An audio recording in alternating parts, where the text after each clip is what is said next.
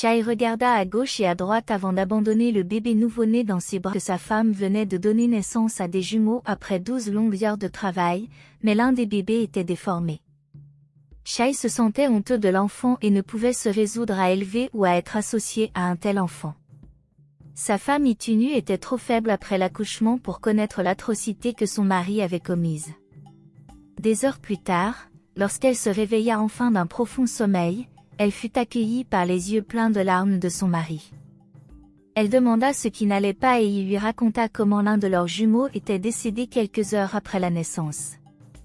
Sa femme Itunu ne pouvait pas croire ses oreilles, elle commença à pleurer, remettant en question leur choix d'avoir un accouchement à domicile, mais il la rassura en lui disant que ce n'était pas le problème. Itunu demanda immédiatement l'autre jumeau, et Shai alla dans la nurserie pour porter le nouveau-né. Quand il lui présenta le bébé, elle dit avec émotion, « Elle est tellement parfaite », en embrassant le front du bébé. Elles l'ont nommé Aurel Lua. 14 ans plus tard, Aurel Lua grandit pour devenir une jeune fille très belle mais solitaire. Elle grandit dans un foyer rempli de tourments et de conflits. Les incessantes disputes entre ses parents, Shi et Itunu, principalement à cause de l'infidélité de son père, créait une atmosphère de tension et de tristesse qui obscurcissait tous les aspects de la vie d'Aurel Lua.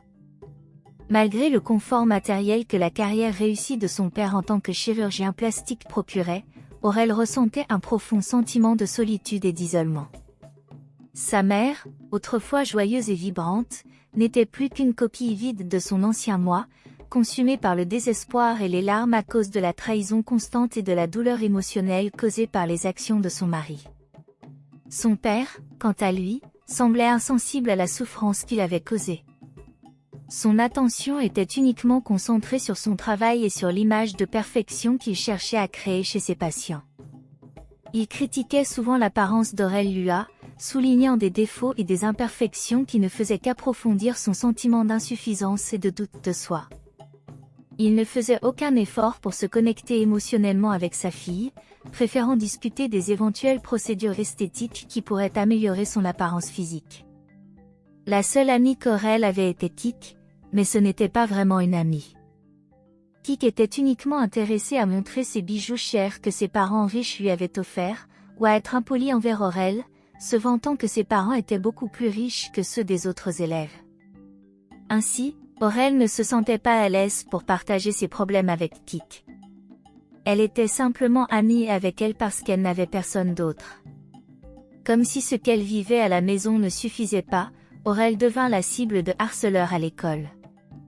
Elle redoutait d'aller à l'école chaque jour, sachant qu'elle devrait affronter un garçon nommé T et son groupe de harceleurs qui semblaient prendre plaisir à la tourmenter.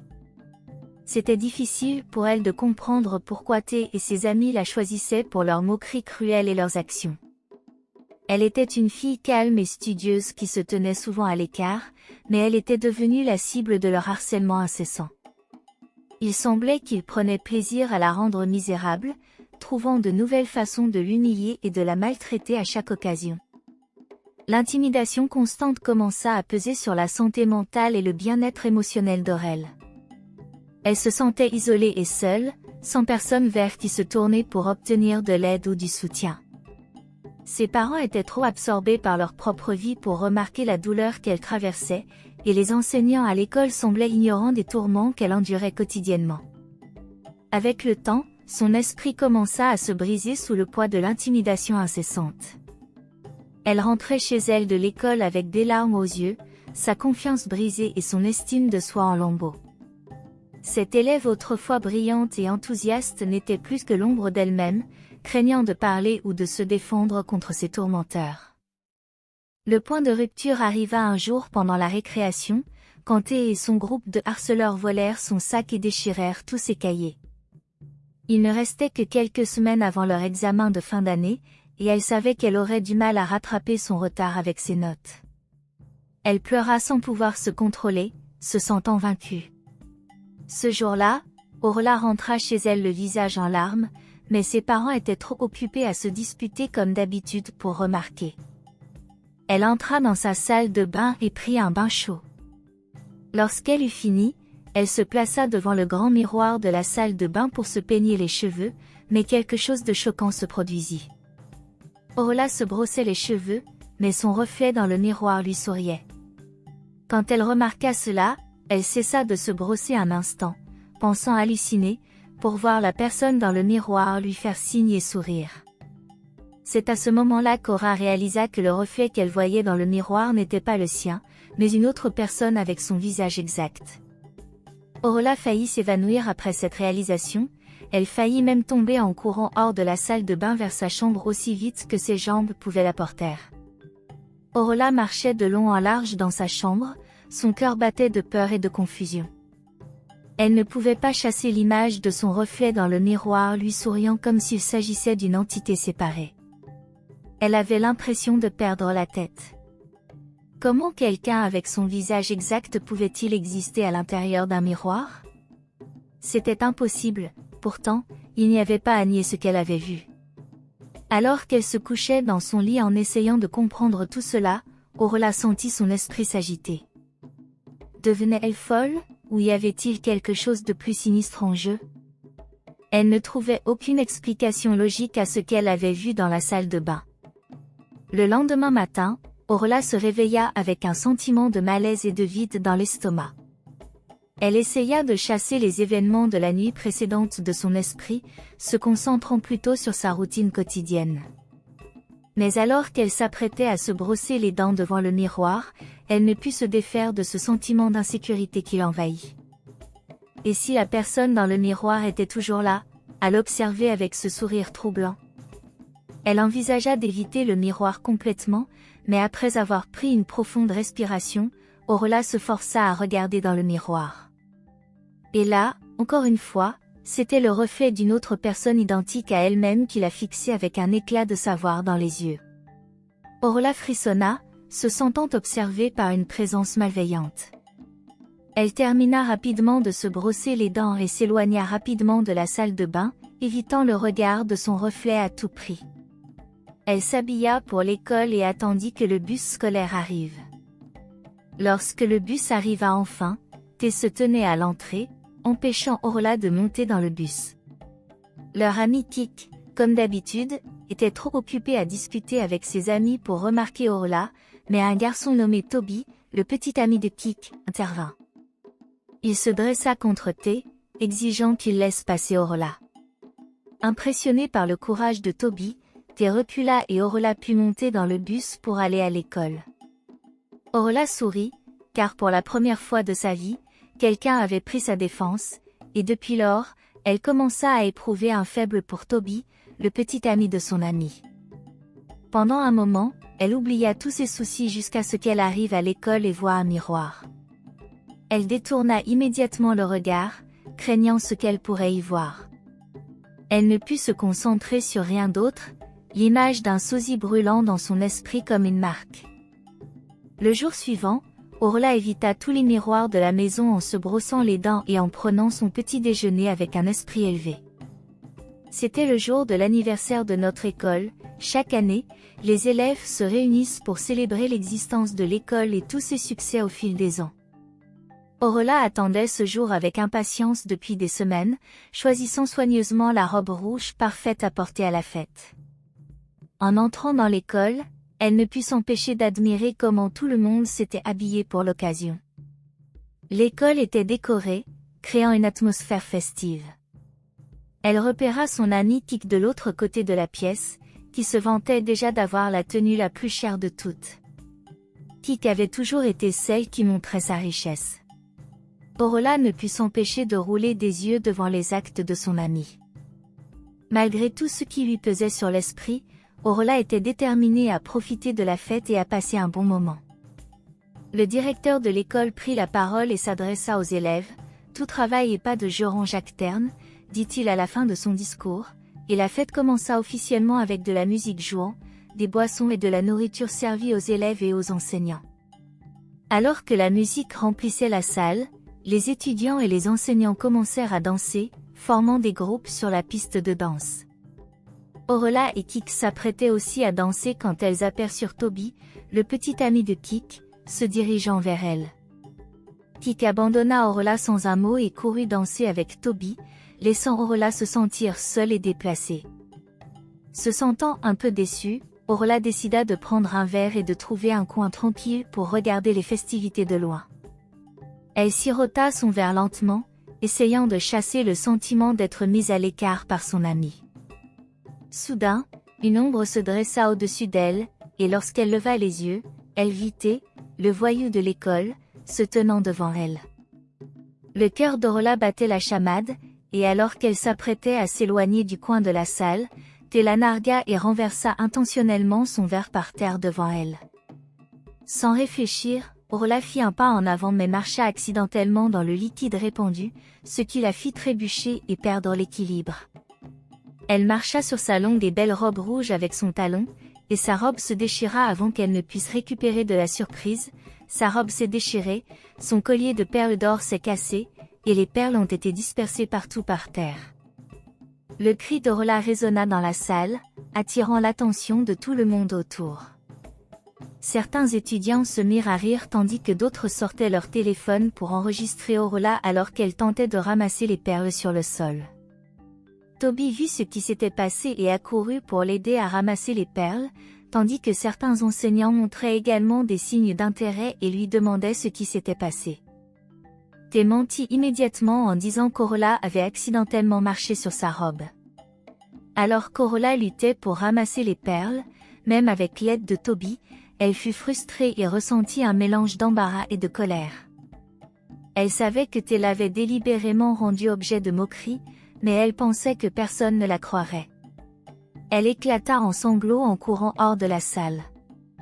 Orla tituba jusqu'à chez elle, encore pleine de larmes, son cœur lourd de honte et d'humiliation qu'elle avait enduré à sa fête scolaire. Lorsqu'elle entra dans la salle de bain pour laver les restes de la journée, son regard tomba sur le miroir, et elle s'apprêtait à détourner les yeux quand quelque chose en elle se brisa. Au lieu d'éviter son reflet, Orla se rapprocha du miroir. Là, encore une fois, se tenait la personne, toujours en train de lui sourire. Un sentiment de familiarité et en même temps d'étrangeté tiraillait son cœur. Rassemblant tout son courage, Orla parla à la figure dans le miroir. « Qui es-tu ? Es-tu réel ? Comment as-tu un visage ?» À sa grande stupéfaction, la figure répondit « Mon nom est... Je suis ta sœur jumelle. » Orla s'écria « Quoi ? Ce n'est pas possible, tu n'es que mon imagination. » Je vous assure que je suis réelle, insista TL. Vous pouvez demander à nos parents. L'esprit d'Orla fut envahi d'un mélange d'incrédulité et de confusion. Comment pouvait-elle avoir une sœur jumelle qu'elle n'avait jamais connue? Alors que la nuit tombait, Orla savait qu'elle ne pouvait pas attendre jusqu'au matin pour confronter ses parents avec cette révélation surprenante. Lorsque le soleil s'est levé derrière les rideaux, Orla descendit de sa chambre. Elle vérifia la fenêtre et découvrit que la voiture de son père n'était pas dans la cour. Quelques minutes plus tard, sa mère entra dans le salon. Orla la salua et demanda où était son père. Sa mère, Itunu, lui dit que son père avait une chirurgie tôt le matin et qu'il avait dû partir à l'aube. Orla essaya d'attendre que son père revienne, mais elle était tellement impatiente de connaître la vérité qu'elle confronta sa mère avec la question qui la tourmentait toute la nuit. « Maman, est-ce que j'ai une sœur jumelle ?» demanda-t-elle, sa voix tremblante. Un air de choc passa sur le visage d'Itunu alors qu'elle se demandait pourquoi sa fille posait une telle question, et des larmes coulaient sur ses joues. Elle s'effondra sur le canapé, son corps secoué de sanglots silencieux. « Oui, Orla, murmura-t-elle. Tu avais une sœur jumelle. » Le cœur d'Orla battait la chamade. « J'avais une sœur jumelle, mais pourquoi ne m'avez-vous jamais rien dit ?» demanda-t-elle. La voix de sa mère était douce et brisée. « Nous voulions oublier ce jour triste pour faire disparaître la douleur, » dit-elle. « Nous pensions que ce serait plus facile pour nous et pour toi si nous faisions comme si cela n'était jamais arrivé. » « Mais vous auriez dû me le dire, » protesta Orla. Les yeux de sa mère rencontrèrent les siens, emplis de tristesse. « Je sais, ma chérie, je suis tellement désolée. » À quoi ressemblait-elle ? demanda Orla, sa curiosité et sa douleur la submergeant. Elle était belle, je suppose, répondit sa mère, sa voix se brisant. Je n'ai pas pu la voir. Itunu éclata en larmes, commençant à raconter le récit déchirant. Orla écouta, les larmes aux yeux, apprenant que sa sœur jumelle était née morte, laissant un vide insurmontable dans son cœur et l'absence douloureuse d'une sœur. Mais si ma sœur est décédée, qui était cette personne dans le miroir? Un fantôme, pensa-t-elle soudain. La porte s'ouvrit doucement et son père entra. Quand il réalisa que sa femme avait tout dit à leur fille, il rougit de colère. « Pourquoi as-tu fait ça ?» hurla-t-il à sa femme. « Itunu, pourquoi ramènes-tu ça sur le tapis ?» ajouta-t-il. Ils éclatèrent en une dispute acrimonieuse, leur voix montant en accusation et en douleur. Orla se leva précipitamment et se précipita dans la salle de bain. Alors qu'Orla se tenait devant le miroir, une larme coula de son œil, sachant maintenant qu'Ayam était vraiment une sœur. « Pourquoi ? Pourquoi es-tu ici maintenant et pas il y a de nombreuses années ? Toutes ces années, j'ai grandi seule, pourquoi ne m'as-tu pas trouvée à l'époque ? Pourquoi maintenant ?» pleura-t-elle. Mais sa sœur révéla qu'elle l'avait surveillée, qu'elle avait été témoin de toutes ses luttes et de toutes ses peines, partageant son angoisse et sa souffrance profonde. J'ai vu tout ce que tu as enduré à l'école, les prétendus amis qui t'ont trahi, même tes parents qui n'ont pas su te protéger, ajouta Ayam. Les larmes coulèrent sur le visage d'Orla. Je pensais être seule, sanglota-t-elle. Si seulement je t'avais eu, ma vie aurait pu être si différente. Un voile de tristesse enveloppa Orla alors qu'elle voyait sa sœur jumelle pleurer. C'est pour ça que je suis venue.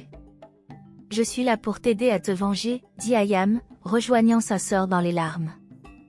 Alors qu'Orla essayait maladroitement de toucher sa sœur dans le miroir, Ayam fit de même et quelque chose de magique se produisit. Elles échangèrent de place, Orla se retrouvant maintenant à l'intérieur du miroir et Ayam devant le miroir, prête à se venger. Orla était assez choquée par l'échange, mais sa sœur l'assura que tout irait bien. Ayam supplia Orla de lui donner 7 jours pour se venger de tous ceux qui l'avaient harcelé et lui avaient causé de la peine. Avant qu'Orla ne puisse dire un mot, Ayam sortit de la salle de bain. C'était un matin d'école, et alors que les parents d'Orla s'assirent pour le petit déjeuner avec leur fille, ils ne purent s'empêcher de remarquer un changement chez Orla. Habituellement, elle mangeait son petit déjeuner la tête baissée, ses mouvements timides. Mais ce matin-là, elle se redressa, les épaules droites, un sourire confiant aux lèvres. Son père ne put s'empêcher de lever un sourcil, surpris. Eh bien, regarde-toi, Orla. On dirait que quelqu'un a trouvé sa confiance du jour au lendemain, dit-il en riant. Ayam eut un sourire malicieux suivi d'un regard sévère alors qu'elle regardait son père se ridiculiser. Sa mère, Itunu, observait sa fille avec un mélange d'amusement et de curiosité. « Qu'est-ce qui te prend, ma chérie ?» demanda-t-elle doucement. Ayam esquissa un petit sourire, toujours joueuse. « Je ne sais pas, maman. Je me sens juste différente aujourd'hui, plus confiante, je suppose, répondit-elle en riant et en prenant une gorgée de son thé. Eh bien, quoi que ce soit, j'aime ça. Continue comme ça, Orla, ça te va bien, ajouta-t-elle alors qu'ils continuaient leur petit déjeuner. Itunu ne savait pas que la jeune femme confiante et charismatique assise à table avec eux était en réalité Ayam et non Orla.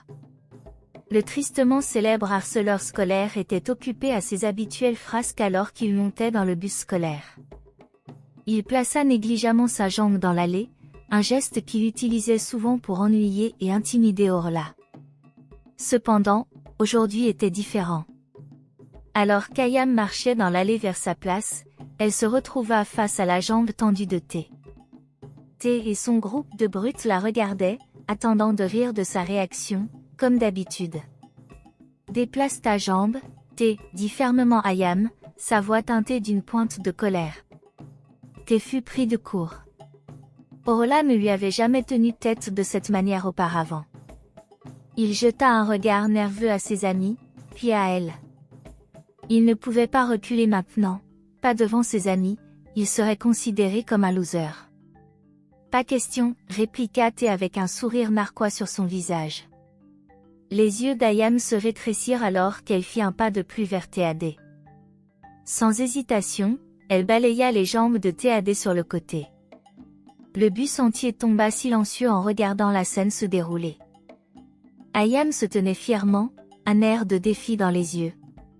Sans dire un mot de plus, elle passa devant T et prit une place, le bus éclatant en applaudissements et en acclamations. T, quant à lui, était humilié et vaincu. Les rôles s'étaient inversés et pour la première fois, il se sentait comme la victime. Ses amis riaient désormais et se moquaient de sa mésaventure. Comme ils avaient vite retourné leur veste contre lui. T n'était pas dans son assiette tout au long de cette journée. Il ne cessait de penser à des moyens de se venger d'Ayam, qu'il croyait être Orla. En arrivant à l'école, l'ami d'Orla, Kik, qui aimait seulement lui parler quand cela la faisait se sentir bien. En plus du monde, elle a commencé à suivre partout dans l'école, agissant tout à coup très gentille envers elle juste parce qu'elle voulait partager l'attention qu'elle recevait pour s'être dressée contre T, le tyran. L'amitié avec Orla avait toujours semblé être une relation de servante et de maîtresse aux yeux de Ayam, alors elle décida que Kik serait la première sur sa liste de vengeance. Ayam savait exactement comment faire payer Kik. Kik avait le gros secret qu'elle gardait de tout le monde à l'école, même son petit ami Toby n'était pas au courant. Le secret était qu'elle n'avait pas de riches parents comme elle le chantait depuis si longtemps. Kik n'était que la fille de la femme de chambre de la demeure de M et Madame Agab, et le couple, étant philanthrope, s'occupait bien d'elle, l'envoyait dans les meilleures écoles que l'argent pouvait acheter et lui achetait les meilleures choses matérielles. Donc, Ayam décida de révéler ses sales secrets ce jour-là après l'école. Ayam acheta un paquet de feuilles A4 et écrivit tous les détails des mensonges de Kik en encre rouge grasse, titrant l'article « Imposteur ». Kik, la fille de la femme de chambre. Ayam revint en douce à l'école le soir et colla environ 150 copies partout dans l'école. Le lendemain, tout le monde avait une copie entre les mains et le réseau de mensonges de Kik était exposé à tous. Quand elle arriva à l'école et vit tout le monde la regarder, elle pensa que c'était à cause d'un nouveau sac d'école, jusqu'à ce qu'elle remarque les papiers dans leurs mains. Elle ramassa une copie par terre pour elle-même et lut ce qui était écrit dessus. Kik ne pouvait pas croire que son secret était maintenant public et rentra chez elle en honte. Ayam rit en voyant que son plan avait parfaitement fonctionné et elle était impatiente de partager cette histoire croustillante avec sa sœur jumelle Aura. Cependant, elle changea rapidement d'avis parce qu'elle pensait qu'Orla, étant une personne douce, pourrait avoir un problème avec son style de plan. Donc, elle décida de ne pas regarder dans le miroir avant d'avoir fini avec toutes les personnes sur sa liste de vengeance. La prochaine personne sur sa liste était son père. Elle réfléchit profondément à la manière de ruiner sa vie pour toujours cet après-midi-là. Okami rendit visite à son père sur son lieu de travail à l'hôpital. Il était occupé à embrasser une femme dans son bureau quand il reçut un appel de la réceptionniste l'informant de la présence de sa fille. Il fut surpris d'entendre cela et demanda rapidement à la femme étrange de se rhabiller et de partir. Ayam secoua la tête en voyant la femme se boutonner la chemise en sortant du bureau de son père. Elle savait que cela ne changerait jamais et comptait sur le destin pour que sa vengeance fonctionne. Son père sortit quelques minutes plus tard en souriant.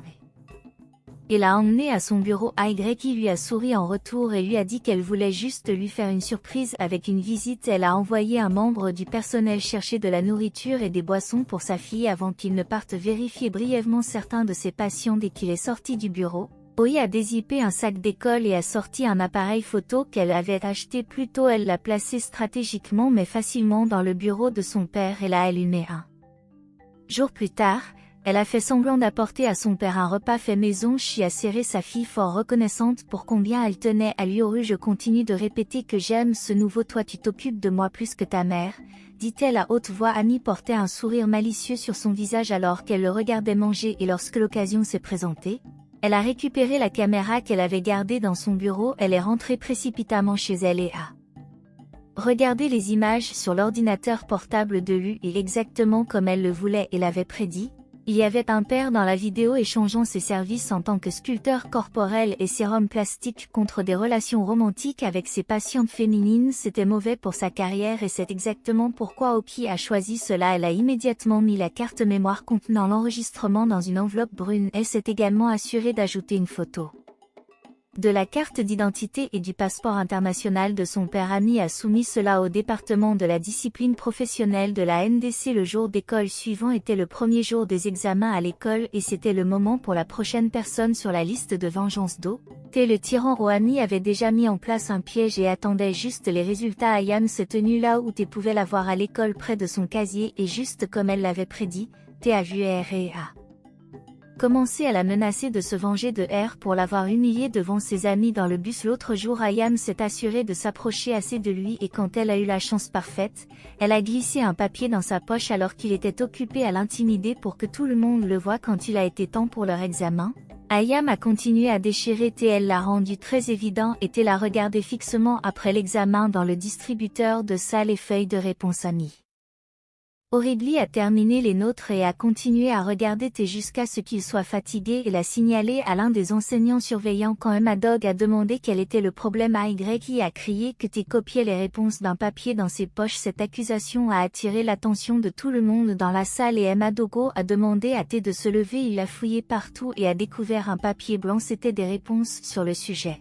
exact sur lequel ils étaient examinés. A ouvert grand la bouche. Il a dit à Monsieur Doon qu'il ne savait pas comment le papier était arrivé dans sa poche et les autres étudiants ont ri. Personne ne l'a cru. Aya Marie à son visage était là accusé d'avoir mis le papier dans sa poche. Cela a vraiment mis Mron en colère au point qu'il a fait une fouille.